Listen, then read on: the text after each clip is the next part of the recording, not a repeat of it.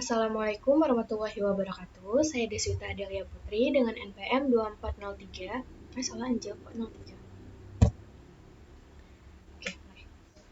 Assalamualaikum warahmatullahi wabarakatuh. Saya Deswita Adelia Putri dengan NPM 2413 Di sini saya akan membahas sedikit materi tentang Kingdom Plantae. Adapun pengertian dari Kingdom Plantae yaitu sekelompok tumbuhan yang bisa membuat makanan sendiri dengan bantuan cahaya matahari atau fotosintesis. Nah, tumbuhan ini itu mempunyai zat hijau daun yang disebut klorofil. Nah, biasanya itu tumbuhan itu punya akar, batang, dan daun. Tetapi ada juga yang bentuknya masih sederhana.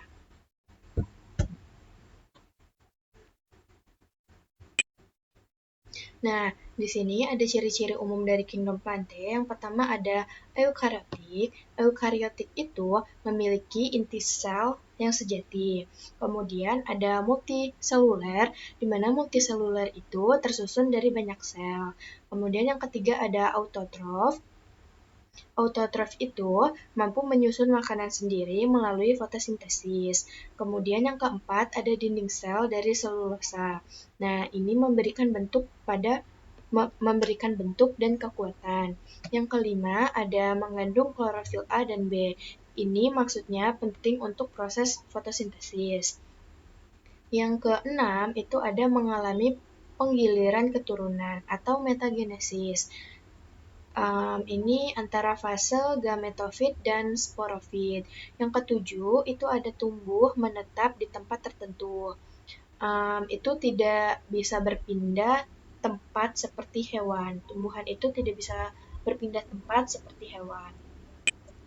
Kemudian ada klasifikasi Kingdom Plantae, yaitu dibagi menjadi 3 divisi besar. Yang pertama ada Birotophyta atau tumbuhan lumut. Yang kedua ada Peridophyta atau tumbuhan paku. Dan yang ketiga ada Spermatophyta, tumbuhan berbiji. Nah, Birotophyta itu juga mempunyai ciri umum. Yang pertama itu struktur tubuh sederhana. Itu tidak mempunyai jaringan pengangkut. Yang kedua, hidup di tempat lembab dan teduh. Biasanya kalau kita lihat lumut itu hidup di tempat yang lembab. Nah, yang ketiga itu tidak memiliki akar sejati, hanya rhizoid, yaitu mirip seperti akar. Yang keempat, ada ukuran kecil karena tidak ada jaringan pembuluh. Kemudian, yang kelima, reproduksi dengan spora dan mengalami metagenesis. Terus yang keenam, ada fase gametofit lebih dominan dibanding sporofitnya. Kemudian ini metagenesis lumut. Nah, metagenesis pada lumut adalah penggiliran dua tahap hidup, yaitu gametofit dan sporofit. Nah, fase gametofit itu lebih dominan dan menghasilkan sel sperma dan sel telur. Setelah keduanya bertemu, berbentuk zigot yang tumbuh menjadi sporofit.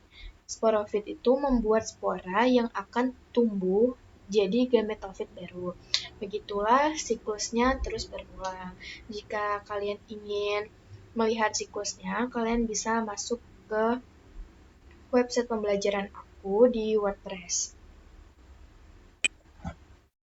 Kemudian di sini ada klasifikasi lumut yaitu ada Hepatophyta, yaitu lumut hati, kemudian ada Brytophyta, lumut daun, dan juga ada Anthocerophyta, yaitu lumut tanduk. Nah, yang kedua itu ada Pterodophyta, yaitu tumbuhan paku. Memiliki ciri-ciri umum juga, yaitu yang pertama ada dia sudah memiliki akar, batang, dan daun sejati. Kemudian hidup di daerah yang lembab dan teduh. Yang ketiga sudah mempunyai jaringan pengangkut seperti xilem dan floem. Nah, kemudian berkembang biak dengan spora dan mengalami metagenesis, tapi sporofitnya lebih dominan. Daun ada yang khusus fotosintesis yaitu tropofil, dan ada yang menghasilkan spora, yaitu sporofil. Reproduksinya itu, tumbuhan paku berkembang biak dengan penggiliran dua tahap juga, yaitu sporofit dan gametofit, sama seperti yang sebelumnya. Fase sporofit itu lebih dominan dan menghasilkan spora. Spora tumbuh jadi protalium, yaitu gametofit kecil yang menghasilkan sel sperma dan sel telur. Setelah keduanya bertemu, terbentuk zigot yang tumbuh jadi sporofit baru. Nah, siklus ini terus berulang-ulang.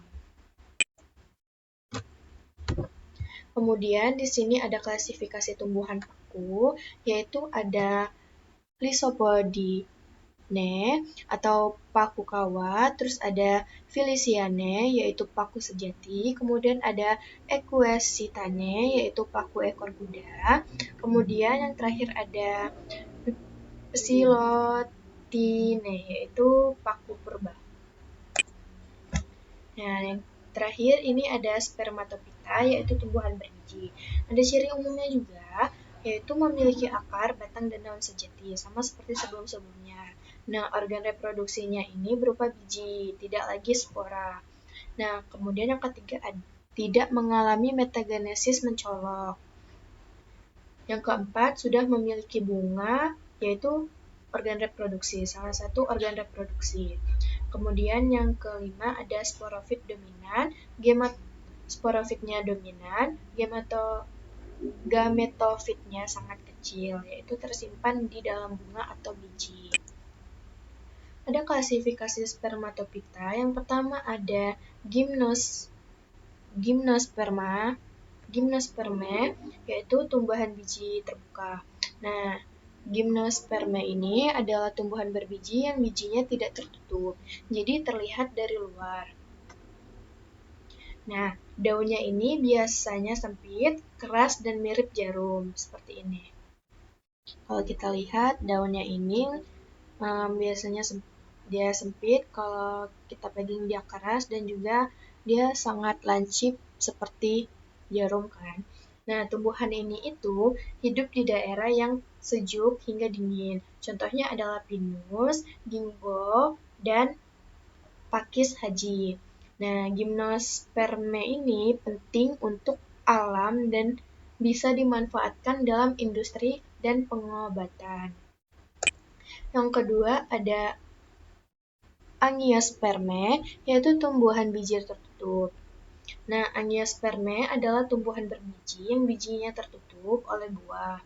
Ciri utamanya adalah punya bunga sebagai tempat penyerbukan dan pembuahan. Nah, tumbuhan ini sangat beragam dan mudah ditemukan di mana saja. Angiosperme ini punya banyak bentuk dan manfaat, sehingga penting bagi manusia dan alam.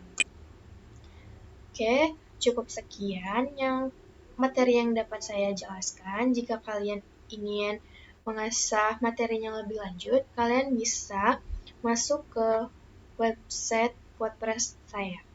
Sekian, terima kasih. Wassalamualaikum warahmatullahi wabarakatuh.